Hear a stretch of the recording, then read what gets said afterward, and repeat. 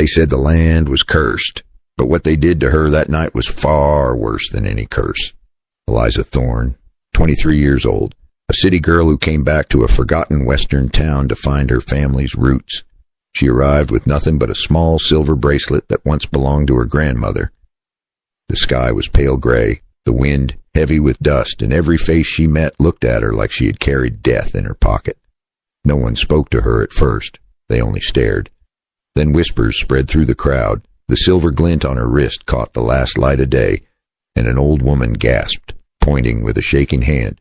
"It's the cursed one." She brought it back. Before Eliza could even ask what they meant, a man grabbed her arm, then another. Rough hands pulled her toward the center of the field. Her cries mixed with the sound of cattle bells and barking dogs. The air was thick with panic. "Please, let me go. I don't even know what you're talking about." But they didn't listen. Fear never listens. They dragged her to an old wooden cross in the middle of a dead wheat field.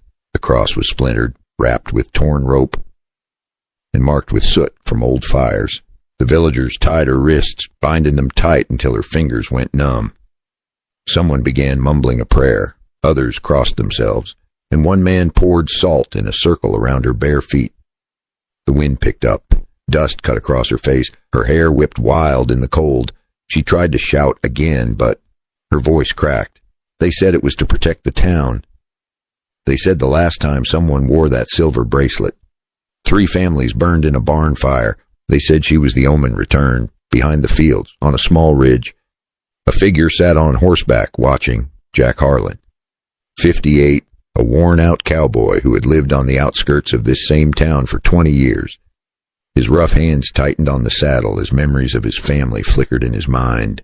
The locals called him the Ghost Rider. He had once had a wife and a boy, both lost in what people used to call the curse fire. Now he watched the same madness unfold again. His old horse shifted beneath him, snorting in the dust. Jack raised his hand and brushed its mane, eyes fixed on the girl. Her small frame trembled against the ropes, the silver bracelet flashing like a warning in the dim light. He felt something twist inside his chest. Not anger. Not pity. Something colder. The kind of fear a man carries when he realizes the past is repeating itself. He whispered, "Not again." The villagers stepped back, forming a loose circle. One of them raised a lantern. Its flame flickered orange across Eliza's face. For a moment, it looked like they might set her on fire. Jack gritted his teeth. He had seen this before. The same blind terror, the same lies whispered as prayers, and he remembered how it ended last time, with screaming, with ash, with graves. He pulled his hat low, hiding his eyes from the wind, and muttered to himself, "God-damn fools, they still believe it." Then a sound broke through the night. Eliza's voice, weak but clear. "If I die here, will it end your curse?" The crowd went silent. The question hung heavy in the air. The old woman who had started it all took a step back. For the first time, someone looked unsure. Jack's grip on the saddle tightened. He could ride away and forget, or he could stop what he knew was coming. The lantern flame wavered. The rope strained against Eliza's wrists. The sky turned darker, and the last light of day sank behind the hills. Jack exhaled slow. His horse pawed the ground, and in that moment, he knew he couldn't stay silent again. Because if he did, another innocent would burn for a lie. As he nudged his horse forward, the wind carried her faint whisper, a prayer, or maybe a curse, and for the first time in 20 years, Jack Harlan aimed to find out the difference. But what if the curse everyone feared wasn't the one haunting the land at all? The sound of a rifle cracked through the night. One shot, sharp, clean. The villagers froze. The lantern dropped to the ground and shattered, spilling light across the dirt. From the darkness, Jack Harlan rode in slow, his hat low, his old rifle resting steady in one hand. "Untie her." His voice was calm, almost lazy, but it carried weight. No one moved, so he fired again. This time into the air. The echo rolled across the field like thunder. A few men ran, the rest backed away, muttering about the devil coming for them. When the last one left, only Eliza and the old cowboy remained. Jack climbed down from his horse, his boots sinking into the dry soil. The girl looked small, her wrists raw and her face streaked with tears and dirt. He muttered, Never thought I'd play hero again. He pulled out a knife, cut the ropes, and caught her before she fell. Easy now, he said softly. You're safe. She tried to stand, but her legs gave out. He lifted her, placed her on the saddle, and led the horse toward the canyon road. The sky was darker now, heavy with wind. They reached a small cabin hidden behind a line of pines. Inside, the air smelled of smoke and leather. Jack wrapped her in a blanket and poured water from a tin cup. Eliza's voice came out broken. Why did they do that to me? Jack didn't answer right away. He stared at the bracelet still shining on her wrist. People get scared, he said. And when they're scared, they need someone to blame. Her breath grew shaky, her hands clutching her side. Pain twisted across her face. Then she whispered something strange, barely a breath. Go deeper. Make it quick inside. Her voice faded into a sob. Jack's eyes narrowed at the silver bracelet. Jack blinked, unsure if she was awake or talking nonsense from the pain. Still, he reached out, set his rough hand on her shoulder. You'll be all right. Kid, you just need rest. For a moment, her eyes met his. There was fear in them, but also something else. Trust. He saw flashes of another time, his own daughter, crying by the fire, asking him why people called them cursed. He swallowed hard, pushed the memory down, and adjusted the blanket around Eliza. Outside, the wind rattled the window. A loose shutter clapped against the wall like a heartbeat.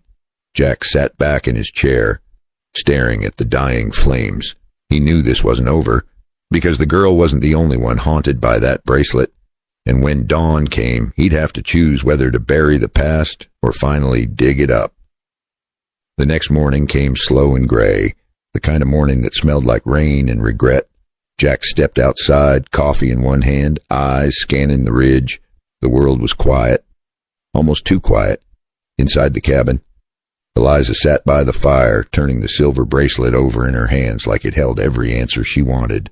Who's S. Crow? She asked. Jack turned. The name hit him like a cold wind. Silas Crow. He said, used to own that old farm you were tied to. She frowned. So he's real. Real enough, Jack replied, and trouble enough too. By noon, they were riding out. The fields stretched wide and empty, broken only by the sound of the wind scraping through dry grass. Jack didn't talk much. He never did, but he kept one hand near his gun, just in case. They reached the farm. The place looked forgotten, the barn roof half gone, the windmill leaning, the air still carrying that burnt smell of old tragedy. Eliza slid off the horse and walked toward the porch. Something creaked inside. Stay close, Jack said. An old man stepped out from the shadow, white beard, eyes sharp as a hawk. Silas Crow. You shouldn't have come back here, Silas said. Jack's jaw tightened. Maybe you should have told folks the truth 20 years ago. Silas laughed, low and bitter. Truth don't feed a town, cowboy. Fear does. Before Jack could answer, two men came from behind the barn. Farmhands, rough and nervous. One carried a shovel, the other a short blade. Looks like you brought friends, Jack muttered. The fight was quick and dirty. Jack swung first, fist catching the taller man square on the jaw. He grunted, old bones creaking, but his aim stayed steady. Eliza grabbed a wooden stick, swung it hard, and missed, but it scared the second man long enough for Jack to knock him down. When the dust settled, Silas stood frozen, breathing heavy. Eliza noticed a book on the porch, its pages yellow and brittle. She picked it up, a diary. Inside were words that changed everything. The mine collapse, the lies, the townsfolk who covered it up by inventing the curse. Eliza's hands trembled as she read aloud. It was no curse, just men too afraid to face their own mistakes. Her bracelet wasn't evil. It was a gift for a lost child. Jack stared at the page. The truth hit him hard. His family had died in that same mine, and all these years, he'd blamed ghosts that never existed. Eliza touched his arm gently. It wasn't your fault, she said. For the first time, he didn't argue. He just looked at her and nodded. Maybe you're the daughter I never got to raise, he added quietly, his voice thick with unspoken years. Outside, the wind howled again, but it felt different now. Lighter, like the land itself had exhaled.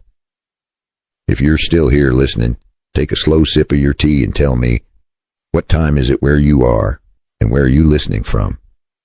And hey, if this story pulled you in even a little, hit that subscribe button so you don't miss what happens when Jack decides whether to forgive or to burn it all down. That night, the fire burned bright outside Jack's cabin. The wind carried the smell of pin and old smoke. Jack and Eliza stood close to the flames, the diary and the silver bracelet lying between them. Eliza held the bracelet in her palm. It glimmered softly under the firelight. No longer something cursed, just metal and memory. Jack nodded toward it. Go on, he said quietly. She hesitated for a moment, then tossed it into the fire. The flames hissed and flared, swallowing the silver whole. The sound was small but final. Silas Crow stood a few yards away and leaning on his cane. His face looked hollow, but his eyes were calm. He didn't say a word.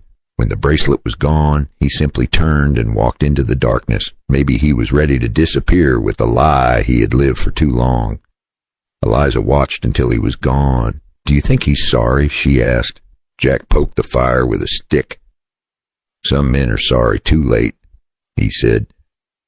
For a while, they just sat there, no words, just the sound of the fire and the wind running through the trees. Then Jack looked at her and said, You ever ridden a horse before? She smiled faintly. Not unless you count carousels. The next morning, Jack saddled his old horse and brought out another one that hadn't been ridden in years. Its fur was dusty, its eyes patient.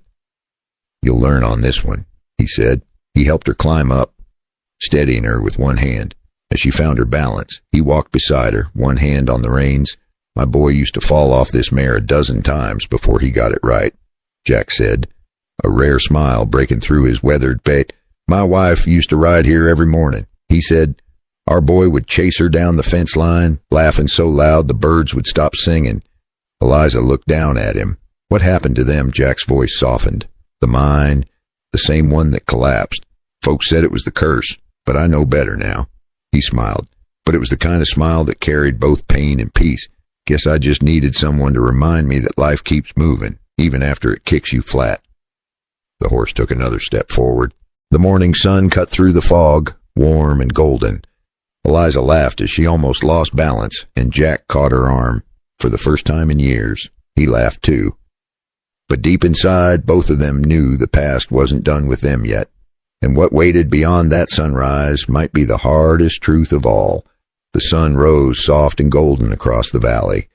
The world that once felt cursed now looked almost gentle.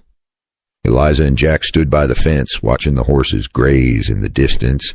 The old boards creaked under Jack's boots as he leaned forward, hands resting on the rail. You think you'll stay? He asked. Eliza smiled. For a while. Someone's got to keep you out of trouble. Jack chuckled. That low cowboy laugh that came from deep in the chest. I guess that means I'm stuck with you then. For a moment, silence took over. Only the sound of wind, the rustle of grass, and the quiet rhythm of life starting again. Jack turned to her. You know, for years I thought this land hated me. Thought maybe it was punishing me for something I didn't do.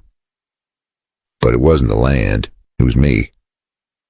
I was the one who couldn't let go. He tapped the fence post with his knuckles, as if testing its strength, then added, And you showed me it's still standing. Eliza nodded. We all carry ghosts. Some louder than others. He looked at her then, his weathered face soft in the morning light. You remind me that even the worst scars fade if you stop picking at them. She smiled. Guess we both learned something. Jack stepped closer to the fire pit where the ashes of the bracelet still lay. He picked up a handful of cold dust, let it fall between his fingers. Funny thing, he said. All those years folks feared a curse, but turns out the only real curse is believing in one. The wind caught the last bit of ash and carried it across the field. Eliza watched it drift away, glowing for a second in the sunlight before it disappeared. Looks like even the ghosts need a place to rest, she murmured, her voice soft against the breeze. They saddled up and rode out together, the land stretching wide and endless before them. No ghosts, no fear, just life, as it should be. The camera could almost follow them from behind. Two riders, moving toward the horizon, toward something new. maybe that's the point, isn't it? That sometimes the worst thing we face isn't what others say about us, but what we start believing ourselves. Maybe every curse is just a story waiting for someone brave enough to rewrite it. And maybe somewhere in your own life, there's a truth you've been too scared to dig up. And hey, if Jack and Eliza's story gave you even a small spark of hope tonight, tap that like button, share it with a friend, and hit subscribe so you don't miss the next ride through the wild west of the human heart. Because every story has a ghost, but not every ghost gets to rest.